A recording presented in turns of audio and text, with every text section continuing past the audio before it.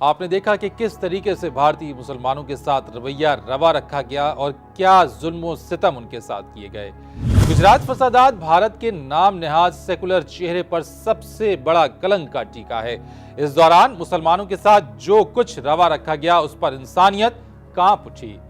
مسلمانوں کو ان کی دکانوں اور جائیداد کے ساتھ زندہ جلا دیا گیا اور جو مارے گئے انہی کو دہشت گرد کہا گیا۔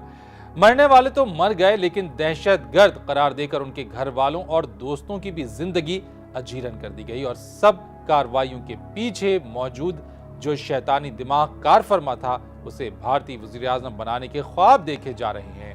نریندر مودی خود کو بھارت کا نجات دہندہ سمجھتا ہے۔ بھارت خصوصاً بھارتیہ جنتا پارٹی کے اس مسلمان دشمن رویے پر ہم بات کریں گے سینئر تجزیہ کار ڈاکٹر اجمل نیازی صاحب سے، جو کہ ہمارے ساتھ پروگرام میں موجود ہیں۔ اجمل نیازی صاحب، گجرات کے فسادات میں مسلمانوں کو اس طرح مارا کاٹا گیا کہ وہ انسان نہیں کوئی بے جان مخلوق ہیں۔ کیا آج بھی بی جے پی اور خاص طور پہ نریندر مودی کو اس کا کوئی افسوس اور دکھ ہے؟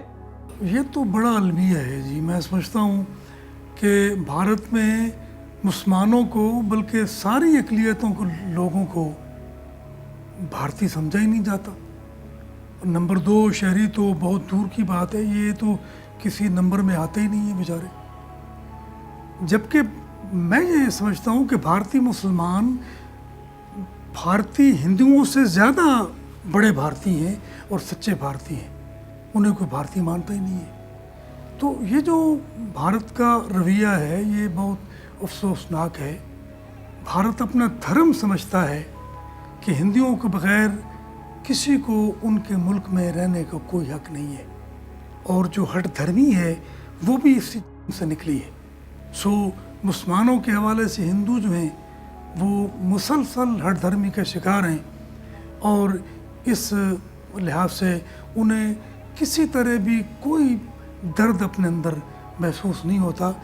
وہ بے جان سمجھ کر کاٹتے ہیں مسلمانوں کو، اور لگتا ہے کہ ان کے سینے میں کوئی دل ہی نہیں ہے۔ اجمل نیازی صاحب، بھارت میں جس طرح مسلمانوں کو پاکستانی ایجنٹ ہونے کے طعنے دیے جاتے ہیں، کیا یہ بھارت کی مزید ٹوٹ پھوٹ کا باعث نہیں بنے گا؟ اور کیا یہ رویہ ایک نئے پاکستان کو جنم دینے کا سبب تو نہیں بن جائے گا؟ پاکستان دشمنی بھارتیوں کے لہو میں گھلی ہوئی ہے، اور انہیں یہ احساس جو ہے وہ چین نہیں دینے دیتا کہ ہندوستان کیوں تقسیم ہو گیا۔ جس ٹوٹ پھوٹ کی طرف آپ نے اشارہ کیا ہے وہ ہوگا، اور بھارت میں جو اپنے اس کے نجومی ہیں وہ جو کہہ رہے ہیں کہ 212 جو ہے وہ ایسا سال ہے کہ جس میں پاکستان بلندی کی طرف جائے گا اور بھارت جو ہے وہ نیچے کی طرف جائے گا۔ تو یہ ٹوٹ پھوٹ ضرور ہوگی، ہندوستان ٹکڑے ٹکڑے ضرور ہوگا۔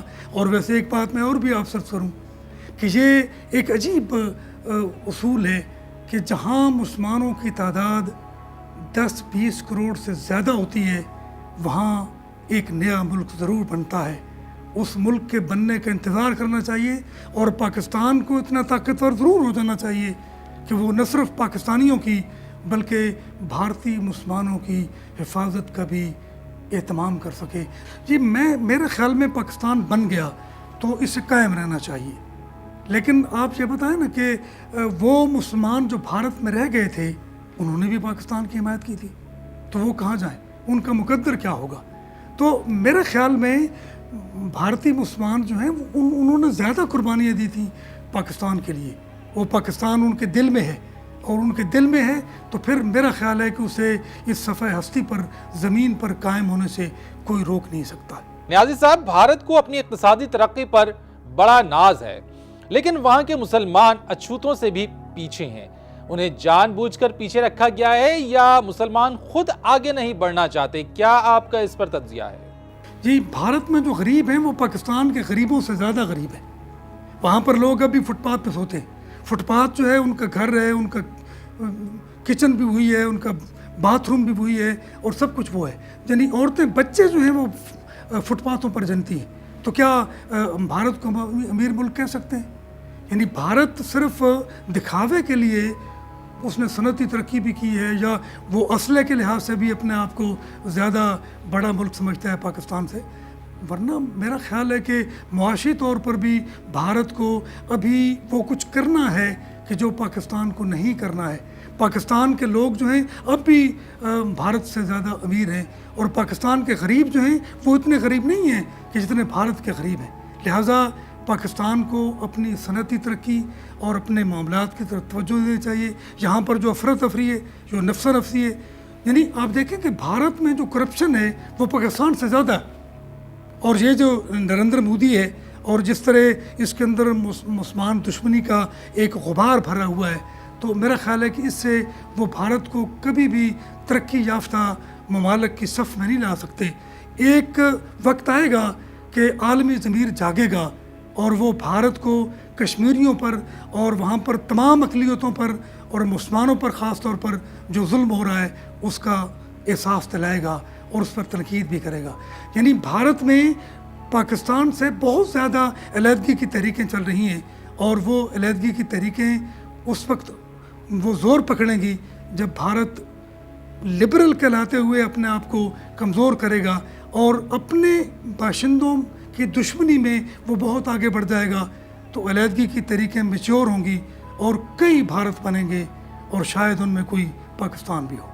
اچھا نیازی صاحب، ایک چیز ہم نے دیکھی کہ پاکستان میں عیسائیوں کے ساتھ کچھ ہو جائے پورا یورپ اور بالخصوص ویٹیکن چیخ اٹھتا ہے. پاکستان اسلام کے نام پر بنا ہے، کیا بھارتی مسلمانوں پر ظلم کے خلاف ہم احتجاج بھی نہیں کر سکتے؟ بالکل، یہ احتجاج ہونا چاہیے. بڑی اچھی بات کی اور بڑا اچھا سوال ہے کہ تمام دنیا جو ہے، جتنی طاقتیں ہیں دنیا میں، وہ صرف مسلمانوں کی دشمن ہے. آپ یہ دیکھیں کتنا بڑا المیہ ہے کہ کوئی بھی دہشت گرد پکڑا جاتا ہے تو وہ مسلمان ہوتا ہے. یہ دہشت گردی کی مہم جو ہے یہ مسلمانوں کے خلاف ایک مہم ہے. تو بھارت اگر بے اصولی بھی کرتا ہے تو اس کے خلاف دنیا والے نہیں بولتے، اور پاکستان میں اگر کوئی معمولی سی بات ہو جاتی ہے تو پھر بھی عالمی ضمیر جو ہے خاموش رہتا ہے. اب آپ یہ دیکھتے ہیں کہ پاکستان کے کرکٹر کے خلاف تو باقاعدہ مقدمہ چلایا گیا، انہیں سزا دی گئی، حالانکہ بھارت کے کرکٹرز جو ہیں وہ بھی کرپشن میں ملوث ہیں، اور وہ بھی اس تمام تر جوئے بازی میں، میچ فکسنگ میں ملوث ہیں. ان کے خلاف کچھ نہیں ہوتا.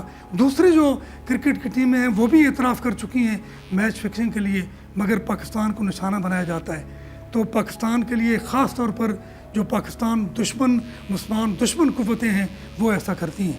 اور بھارت دیکھیں نا، میں سمجھتا ہوں کہ دنیا میں دو مسئلے ہیں صرف، ایک کشمیر اور ایک فلسطین. کشمیر کے لیے وہ بھارت کی مدد کرتے ہیں اور فلسطین کے لیے وہ اسرائیل کی مدد کرتے ہیں. لیکن یہ ناسور ہیں، اور ناسور جو ہے وہ ان قوتوں کے لیے ایک دن ناسور بن جائے گا. اور میرے خیال میں ایسا وقت ضرور آئے گا کہ جب یہ دونوں مسئلے حل بھی ہوں گے، اور اسرائیل اور بھارت انہی دو مسئلوں کی وجہ سے ایک مشکل کا شکار بھی ہوگا، دشمنی کا شکار بھی ہوگا. اور دنیا جو ہے وہ پاکستان کی حمایت کے لیے بھی، کشمیر کی حمایت کے لیے بھی، اور فلسطین کی حمایت کے لیے بھی اپنے ضمیر کی آواز پر کان دھرے گی. Thank you very much Ajmal Niazi صاحب فار بینگ ود اس. اور ویورز، پاک بھارت تعلقات میں پاکستان کا موقف اگر ہم بات کریں اس کی، تو وہ ہمیشہ اصولی بنیادوں پر استوار رہا ہے. پاکستان کو خطے کی ترقی سے زیادہ اپنی سلامتی عزیز ہے، اس لیے بھارت کے حوالے سے اس موقف کو تبدیل نہیں کیا جا سکتا. اس بات کا احساس اب امریکیوں کو بھی ہو چلا ہے. سابق امریکی سفارتکار اور پاک امریکہ تعلقات پر اتھارٹی سمجھے جانے والے ڈینس کاکس نے بھی انہی خیالات کا اظہار کیا. انہوں نے مزید کیا کہا، دیکھتے ہیں اس رپورٹ میں. تجارتی معاہدے ہوں، پسندیدہ ملک کا درجہ، میلے ٹھیلے، دنگل کشتیاں، کچھ بھی ہوں، امن اور دوستی تو صرف برابری کی سطح پر ہی ہو سکتی ہے. دشمن تو دشمن، دوست پر بھی آنکھ بند کر کے بھروسہ نہیں کیا جا سکتا. بھارت کے ساتھ پاکستان کے تعلقات کشمیر کے مسئلے کے بغیر حل ہونے کا خواب دیکھنے والے احمقوں کی جنت میں رہتے ہیں. اس بات کا احساس امریکیوں کو بھی ہو چلا ہے. سابق امریکی سفارتکار ڈینس ککس کہتے ہیں کہ امریکہ نے پاکستان کی اسٹریٹجک سوچ کو بھارت سے ہٹا کر جو کسی دوسری طرف کرنے کی کوشش کی وہ ناکام ثابت ہوئی. पाक अमरीका ताल्लुकात, मुश्किलात और मवाक़े के उन्वान से होने वाली तकरीब में खिताब करते हुए कक्स ने एतराफ़ किया कि पाकिस्तान और भारत के दरमियान तनाज़ात बाकायदा वजूद रखते हैं और अमरीका को उन्हें सरसरी नहीं लेना चाहिए था। उन्होंने बताया कि अब अमरीका में बैठे फैसला साजों को भी इसका एहसास होना शुरू हो गया है। कक्स ने मजीद कहा कि अमरीका की जानिब से भारत के साथ पाकिस्तान के ताल्लुकात को बगैर समझे मुदाखलतों ने पाकिस्तानियों को वाशिंगटन के खिलाफ मुश्तइल किया। डेनिस कक्स ने तो ये बात अब जाकर कही, लेकिन पाकिस्तान में तो अरसे दराज से ये तासुर आम है कि मशरक़ी तैमूर हो या दारफर, अमरीका ने अपने असर रसूख और ताकत के जरिए इन इलाकों को अलहदा करवाया या आज़ादी दिलवाई, लेकिन कश्मीर के मामले में वो जालिम के साथ खड़ा नजर आता है।